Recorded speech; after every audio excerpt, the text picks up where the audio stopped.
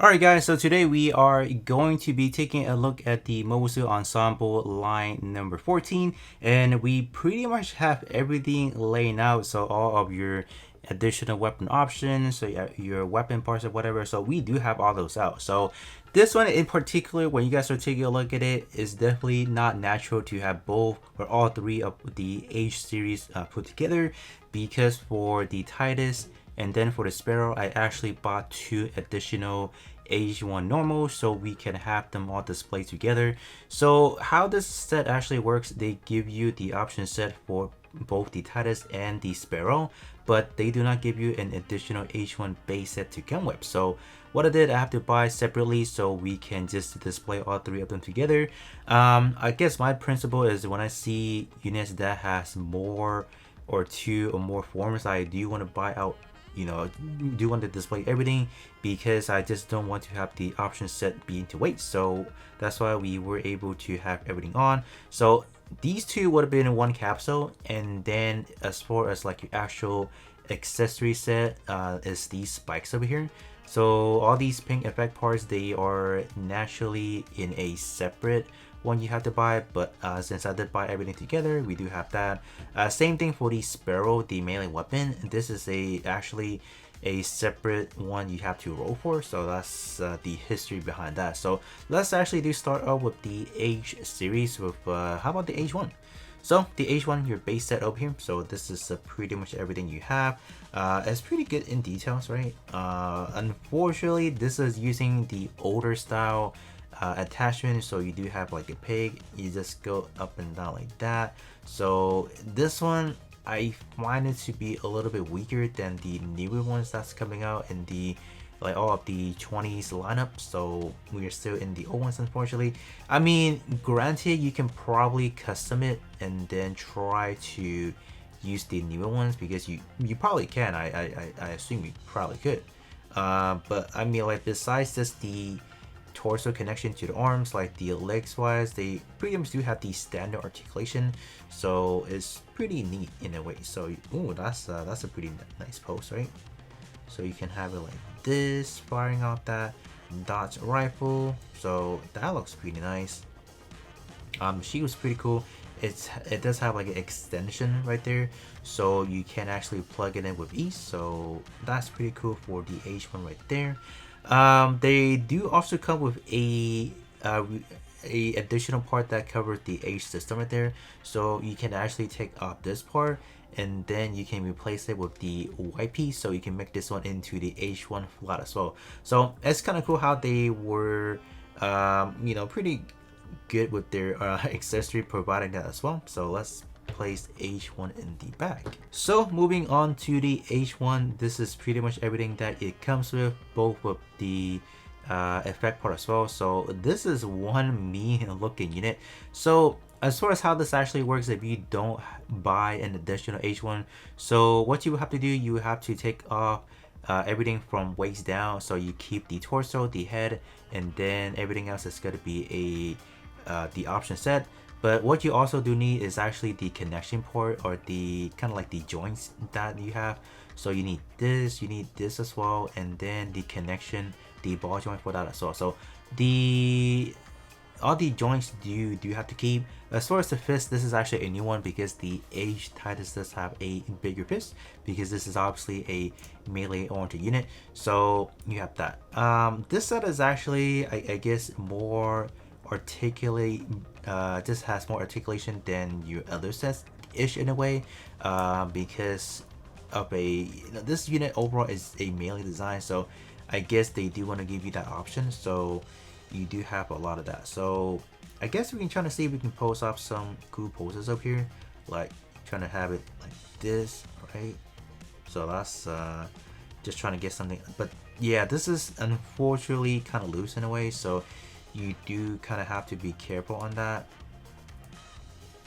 Just gonna see, kind of stiff, yeah, stiff joint. But you have something like this, trying to do like an uppercut punch. So oops, yeah, the joint for this one unfortunately was kind of stiff, so it is hard for me to kind of post anything. We have that. Can we plug it in like this? All right. Oh, we lost one as well. Wow, we lost both of them. Alright, so you kind of have it like this, right? So you have that. Some other one you can probably, I guess you can kind of have like your legs, raise it up and try to kick them or have, I don't know. Alright, so for the legs, I am trying, whoops, did we break it? I think I broke it. No! I think I broke something. I heard a snap.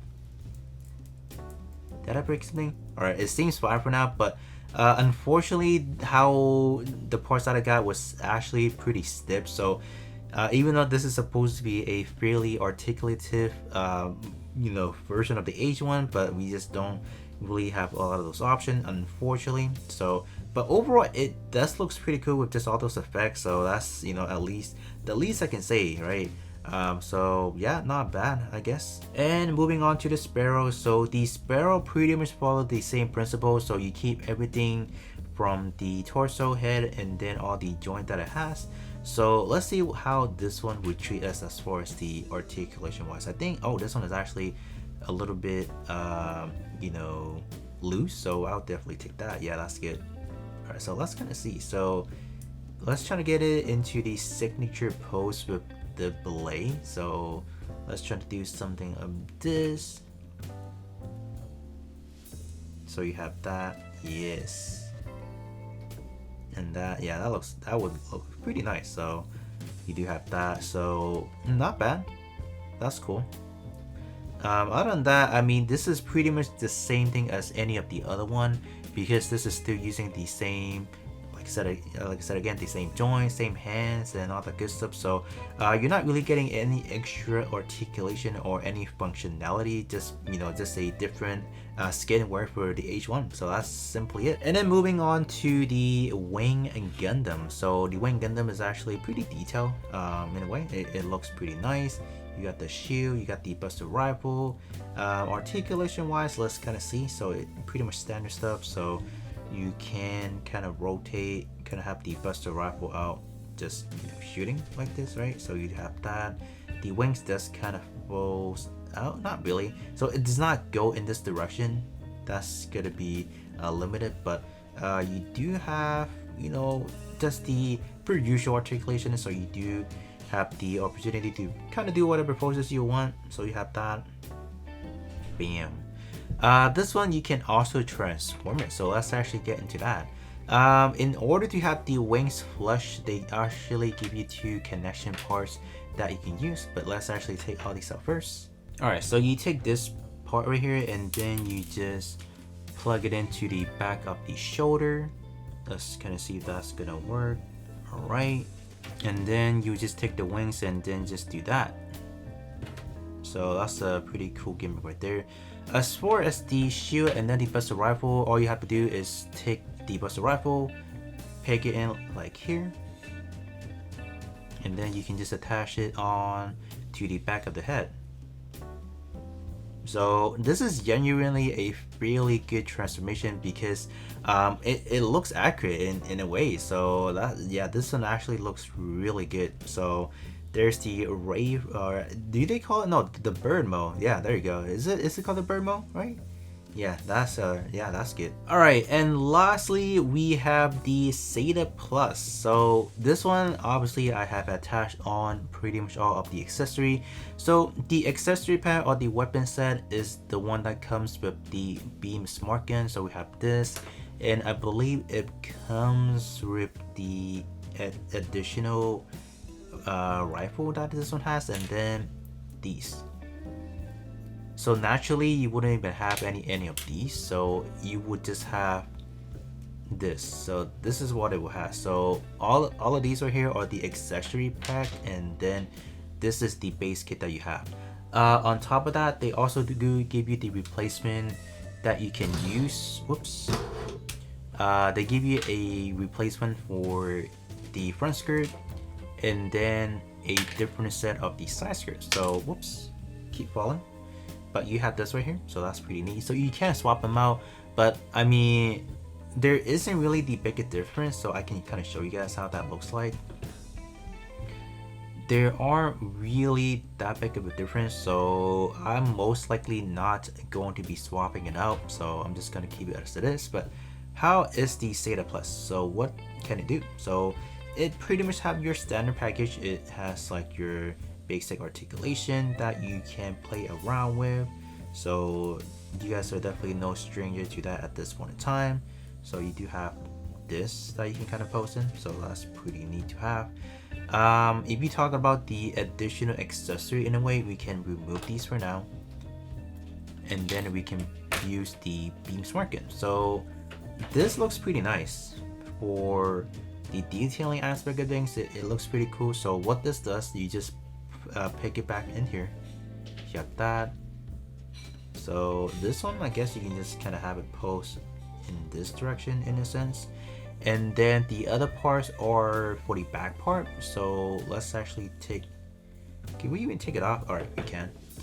So you can pick the thrusters on here. So you have that, you have the other one, and then you have like, are these like your fuel tanks? I don't know what these are, but they just go on as follows, so that's cool.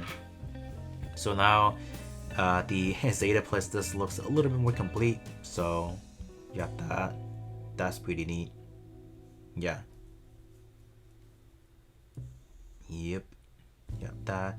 And I guess you can also bring up these side cannons as well, because they are actually functional. You can bring them out, so that's a pretty cool gimmick to have actually. Yep, you can have that. Yep, that's pretty nice. And this one does actually have a transformation as well, so let's actually get into that as well. Alright, so and this is kind of how it looks like from what I remember. So it doesn't really looks like the Ray Rider mode, but this is probably the best I can kind of get at the moment. So you can take out the shield and use the beam smart gun in a way, but I did find this one to be a little bit not of a better fitting, so you might end up breaking this part or having this part just rip from the connection point. So I guess I do highly suggest you guys to use the shield instead for that. But other than that, that is going to be pretty much it in terms of the Mobile Suit Ensemble line 14. So everything in here is actually not that bad to be taking a look at, but other than that, that's going to be pretty much it for me, and I'll be catching you guys all on the next one.